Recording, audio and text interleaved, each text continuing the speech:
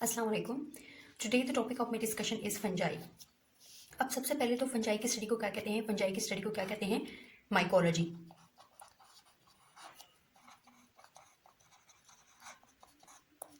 इसके बाद हम देखेंगे इसकी क्लासिफिकेशन को। इसकी क्लासिफिकेशन में मेजर 2 ग्रुप्स हैं। फर्स्ट ग्रुप है टेरेस्ट्रियल ग्रुप, जिसके हमारे पास 4 मेजर ग्रुप्स हैं, और फिर उसके बाद आ जाता है हमारे पास इक्वेटिक ग्रुप, जिसमें सिर्फ एक ही ग्रुप है।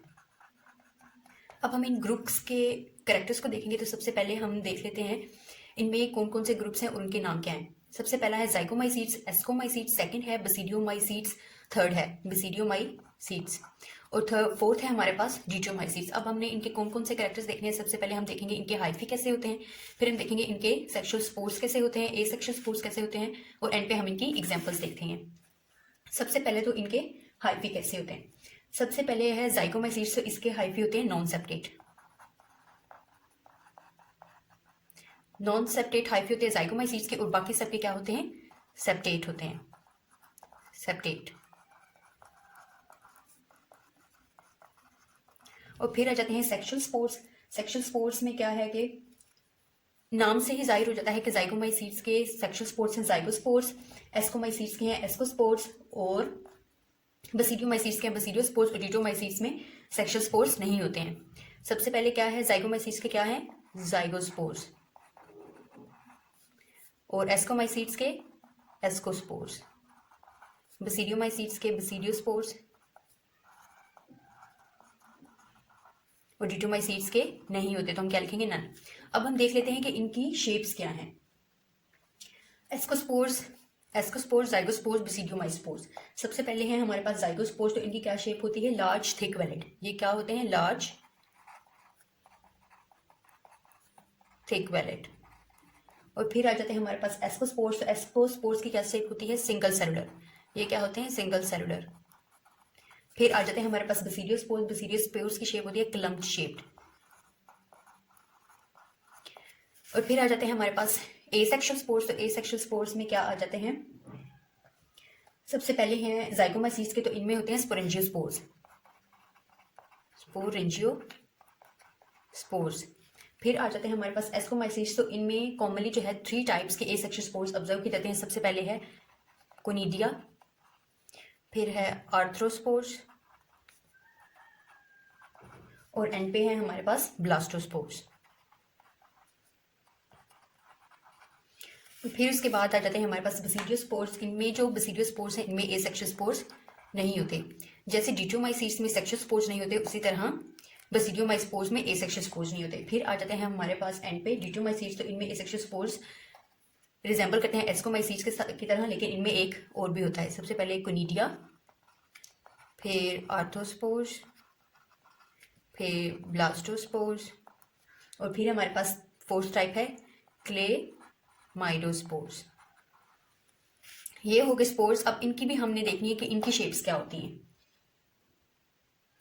सबसे पहले जो स्पोरेंजियोस्पोर्स हैं वो विद इन सैक होते हैं, सैक्स के अंदर उनमें स्पोर्स होते हैं, विद इन सैक्स। मतलब जो स्पोरेंजियोस्पोर्स में होते हैं उनको कॉमनली हम एंडोस्पोर्स कहते हैं। फिर उसके बाद कोनिडिया की क्या शेप होती है, कोनिडिया जो है वो हमारे पास माइक्रो कोनिडिया भी हो सकते हैं और मैक्रो कोनिडिया भी हो सकते हैं, और उनका जो माइक्रो कोनिडिया है उनका डायमीटर जो होता है वो 10 माइक्रोमीटर हो सकता है। ये मैक्रो भी हो सकते हैं और माइक्रो भी, और माइक्रो का डायमीटर क्या होता है, 10 माइक्रोमीटर। फिर उसके बाद आ जाते हैं हमारे पास आर्थ्रोस्पोर्स। आर्थ्रोस्पोर्स की क्या शेप होती है, ये हमारे पास ट्यूब लाइक होते हैं, ट्यूब लाइक स्ट्रक्चर्स होता है इनका। आर्थ्रोस्पोर्स का क्या होता है, आर्थ्रोस्पोर्स ट्यूब लाइक होते हैं, ट्यूब लाइक होते हैं। फिर उसके बाद आ जाते हैं हमारे पास ब्लास्टोस्पोर्स। ये क्या होते हैं, यीस्ट लाइक होते हैं, यीस्ट लाइक। क्या होते हैं हमारे पास, यीस्ट लाइक। ब्लास्टोस्पोर्स जो है यीस्ट लाइक होते हैं, आर्थ्रोस्पोर्स हमारे पास ट्यूब लाइक होते हैं, और कोनिडिया जो है वो मैक्रो भी हो सकता है और माइक्रो भी, और उनका डायमीटर क्या होता है, 10 माइक्रोमीटर। अब उसके बाद हमारे पास इधर से सिर्फ क्लेमाइडोस्पोर्स रह जाते हैं। क्लेमाइडोस्पोर्स की क्या शेप होती है, ये थिक वेलेट होते हैं और सिंगल सेलुलर होते हैं, थिक वेलेट और सिंगल सेलुलर। अब क्या है कि एसेक्सुअल स्पोर्स में स्पोरेंजियोस्पोर्स क्या होते हैं, ये सैक्स में होते हैं, मतलब एंडोस्पोर्स होते हैं। फिर उसके बाद कोनिडिया आ जाता है, कोनिडिया में माइक्रो भी होते हैं मैक्रो भी होते हैं, उनका डायमीटर क्या होता है, 10 माइक्रोमीटर। फिर आर्थ्रोस्पोर्स आ जाते हैं, उनकी क्या शेप है, ट्यूब लाइक। फिर उसके बाद ब्लास्टोस्पोर्स है और उनकी शेप है यीस्ट लाइक। फिर उसके बाद इन तीनों की हमने इधर डिस्क्राइब कर ली, और इसके बाद आ जाता है क्लेमाइडोस्पोर्स, तो उनकी क्या है, थिक वेलिड होते हैं और सिंगल सेलुलर होते हैं। अब इसके बाद एग्जाम्पल आ जाती है। अब जाइगोमाइसीट्स में कॉमन क्या है एग्जाम्पल्स, म्यूकर और राइजोपस। अब नेक्स्ट हम इन दोनों के डिफरेंसेस भी देखेंगे कि इनमें कॉमन डिफरेंसेस क्या होते हैं। और एस्कोमाइसीट्स में हमारे पास क्या एग्जाम्पल आ जाते हैं, इसमें है अस्परगिलस, हिस्टोप्लाज्मा, पेनिसिलियम, और उसके बाद आता है हमारे पास क्लेविसेप्स, जिसको हम कॉमनली एरगट कहते हैं, और ये हार्मफुल होता है प्रेग्नेंट वुमेन्स के लिए। फिर उसके बाद आ जाते हैं हमारे पास बसीडियोमाइसीट्स। इनमें कौन से एग्जांपल्स हैं, इनमें कॉमन जो है जिसको हम मशरूम कहते हैं, उनमें एक डेथ एंजल होता है जो हमारे लिए हार्मफुल होता है, और एक हमारे पास कॉमन जो ईटेबल होता है उसको भी क्या कहते हैं हम, एगरिकस, और जो हार्मफुल है उसको कहते हैं एमानीटा। इसका कॉमनली दूसरा नेम भी है डेथ एंजल। और जो दूसरी हमारे पास कॉमन ईटेबल उसको कहते हैं एगरिकस। और इसके बाद हमारे पास डिट्रोमाइसीट्स में कौन से एग्जांपल आ जाते हैं, कैंडिडा, और सेकंड है स्पोरोथ्रिक्स। अब ये हो गए हमारे पास टेरेस्ट्रियल ग्रुप के 4 ग्रुप्स हो गए हैं, जाइगोमाइसीट्स, एस्कोमाइसीट्स, बसीडियोमाइसीट्स और ड्यूटोमाइसीट्स। और इनके हमने कैरेक्टर्स भी देख लिया, hyphae, sexual spores, asexual spores, और एग्जांपल्स देख लिए। उसके बाद हमारे पास आ जाता है इक्वेटिक। इक्वेटिक में एक ही ग्रुप है और उसका क्या नाम है,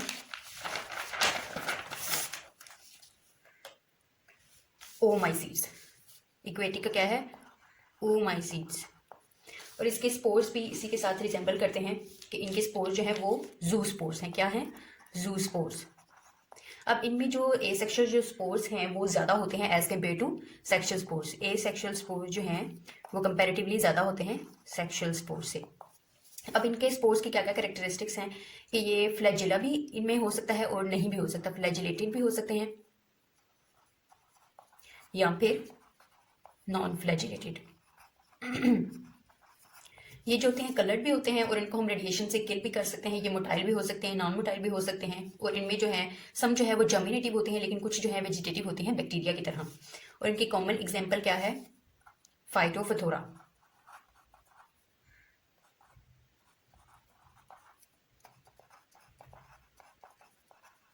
ये हो गई इनकी एग्जाम्पल। और इससे कॉमनली कौन सी डिजीज काज होती है, potato blight. Potato blight, potato हमारे पास सबसे कॉमनली यूज वेजिटेबल है और इससे जो कॉमन डिजीज काज होती है वो है पोटैटो ब्लाइट। लेकिन इस डिजीज को हम एक कॉमन हमारे पास मिक्सचर होता है उससे हम क्योर कर सकते हैं, उसको कहते हैं CuSO4 प्लस लाइम वाटर का मिक्सचर होता है, बोडीएक्स मिक्सचर। किसका मिक्सचर होता है, CuSO4 प्लस लाइम वाटर। ये हो गया हमारे पास एक्वेटिक स्पोर्स भी हमने क्या देख लिया, इसके स्पोर्स देख लिए। जू स्पोर होते हैं, एसेक्सुअल ज्यादा होते हैं, फ्लैजिलेटेड होते हैं, नॉन फ्लैजिलेटेड भी होते हैं, मोटाइल भी होते हैं, नॉन मोटाइल भी होते हैं। रेडिएशन से हम इसको किल कर सकते हैं। वेजिटेटिव भी होते हैं, जर्मिनेटिव भी होते हैं। और इनकी क्या एक और करेक्टर है कि इनके पास सेल वॉल नहीं होती। और इसकी कॉमन एग्जाम्पल क्या है, फाइटोफथोरा इन्फेस्टेंस जो कि पोटैटो ब्लाइट काज करता है। और इस डिजीज को हम किससे ट्रीट कर सकते हैं, बोडेक्स मिक्सचर से, जो कि CuSO4 और लाइम वाटर का मिक्सचर होता है। इसके बाद हम देखते हैं म्यूकर और राइजोपस। अब जो हमने इधर देखा था कि जूमाइसीट्स की 2 एग्जांपल्स हैं, म्यूकर और राइजोपस। अब इनकी हमने कैरेक्टर्स देखने हैं, डिफरेंशियल कैरेक्टर्स भी और जो सिमिलैरिटीज है। सबसे पहले इनके हमने सिमिलैरिटी देखनी है कि इसमें भी स्पोरेंजियोस्पोर है और इसमें भी स्पोरेंजियम है, मतलब दोनों के स्पोर्स जो हैं वो एंडोस्पोर्स हैं। सबसे पहले क्या सिमिलैरिटी है, दोनों के स्पोर्स जो हैं वो एंडोस्पोर हैं और स्पोरेंजियम के सेक्स में है, क्लोज्ड हैं। और फिर उसके बाद हमारे पास जो म्यूकर है उसमें हमारे पास कॉलोमेला नजर आ रहा है, ये जो कॉलोमेला है। अब हम इधर देख रहे हैं इसमें कोई कॉलोमेला नहीं है और इसके पास जो स्पेशल कैरेक्टर है वो है उसका हाइफी। अब ये जो हमारे पास हाइफी ये है हमारे पास, उसको क्या कहते हैं, हाइफी। अब ये 2 फ्रूटिंग बॉडीज हैं, अगर हम इन दोनों को मिलाएंगे तो ये बीच में जो एक हाइफी जो दोनों को मिला रहा है उसको क्या कहते हैं, स्टोलन। मतलब इसके पास जो है वो हाइफी इसका मेन कैरेक्टर है और जो हाइफी 2 फ्रूटिंग पार्टीज को ज्वाइन करता है उसको क्या कहते हैं, हम स्टोलन कहते हैं। फिर उसके बाद ये हो गया हमारे पास, इसका हो गया कॉलोमेला और इसके पास हो गया स्टोलन और हाइफी। और फिर इसके बाद हमारे पास क्या है कि राइजोपस का सेकंड नेम है black bread mould, black bread mould. और क्या है, रेनिट इसमें प्रेजेंट होता है, रेनिट जो कि यूज होता है कैरोटीन की सिंथेसिस में और स्टीरॉइड्स की सिंथेसिस में। रेनेट है हमारे पास, और ये कौन सी, कैरोटीन और स्टीरॉइड्स की सिंथेसिस में यूज होता है। ये हो गए हमारे पास कॉमन कैरेक्टर्स। इसको हम कॉमनली, इसका कलर जो है वो ब्लैक होता है। इसके बाद आ जाते हैं हमारे पास यीस्ट। यीस्ट क्या है, फंजाई और मोल्ड्स की क्लास का कॉमन रिप्रेजेंटेटिव है। कॉमन रिप्रेजेंटेटिव, ये रिप्रेजेंटेटिव माइक्रोब है फंजाई की होल क्लास का। फिर उसके बाद इसके हम कॉमन कैरेक्टर्स को देखते हैं। यीस्ट क्या है हमारे पास, एक यूकैरियोटिक सेल है। यूकैरियोटिक सेल है, ये हमारे पास रिसर्च में यूज होता है, जेनेटिक इंजीनियरिंग की।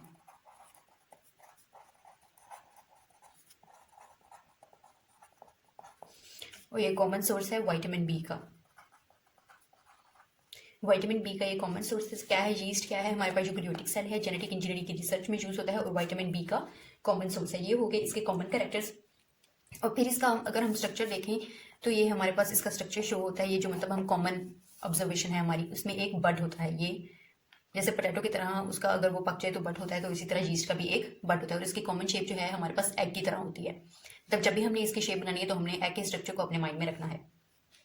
अब ये जो इसका बड है, एक टाइम पे एक ही बड हो सकता है यीस्ट पे, और जो है मैक्सिमम जो है हमारे पास 7 बर्ड्स हो सकते हैं, जो कि हमने इसकी लाइफ साइकिल के अकॉर्डिंग देखे हैं। और जो बड की प्रेजेंस है वो हमें शो करती है कि बड यीस्ट जो है वो अलाइव है या फिर डेड है। और अगर बड प्रेजेंट होगा तो इसका ये मतलब है कि वो जमिनेट करने वाला है। फिर इसके बाद हम देखते हैं कि यीस्ट की रिप्रोडक्शन क्या होती है। रिप्रोडक्शन हमारे पास यीस्ट की ए सेक्शुअल भी होती है और सेक्शुअल भी होती है। अब ए सेक्शन में हमारे पास 2 टाइप की आ जाती है रिप्रोडक्शन, बडिंग आ जाती है और फिशन आ जाती है। और हमारे पास सेक्शुअल में क्या है, हमारे पास कॉन्जुगेशन आ जाती है। अब हम बडिंग को सबसे पहले देखते हैं। बडिंग में क्या है हमारे पास यीस्ट है एक, जैसे ये बना है, और इसका हम बड बना लेते हैं। बड बना लिया हमने। फिर उसके बाद आगे इसकी स्टेज क्या आती है कि 2 सेल बनते हैं, और फिर उसके बाद दोनों की बनेगी, दोनों का बड बनेगा।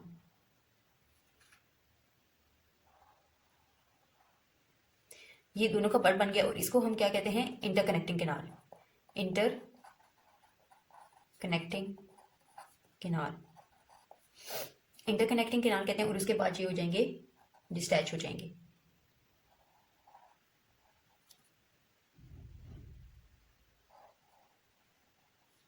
ये हमारे पास आ गए 2 सेल। और अगर हम मतलब अगर हम देखते हैं उसके स्ट्रक्चर के लिए, तो सबसे पहले हमारे पास क्या है, ये हमारे पास आ जाता है बड वैक्यूल।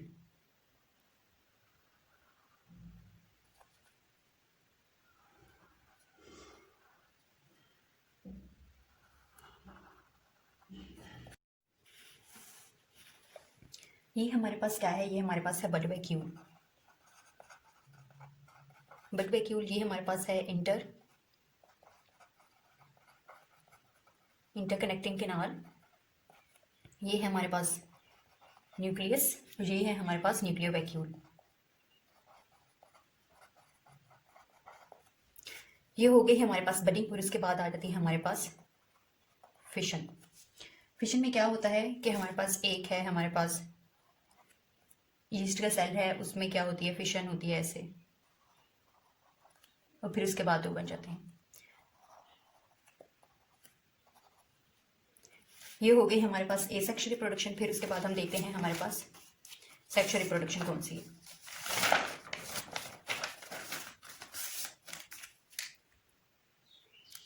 सेक्शुअल रिप्रोडक्शन में क्या है कि हमारे पास फर्स्ट स्टेप कौन सा है, हमारे पास 2 सेल हैं,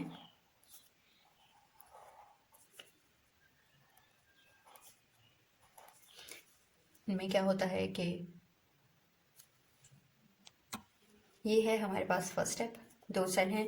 फिर उसके बाद ये सेकंड स्टेप है कि वो उनके बड जो हैं वो एंड पे आ जाते हैं। फिर उसके बाद दोनों ज्वाइन हो जाते हैं। फिर उसके बाद मिड में आ जाते हैं, 4 स्टेप। ये 5 स्टेप है उनका, और ये 6 स्टेप है।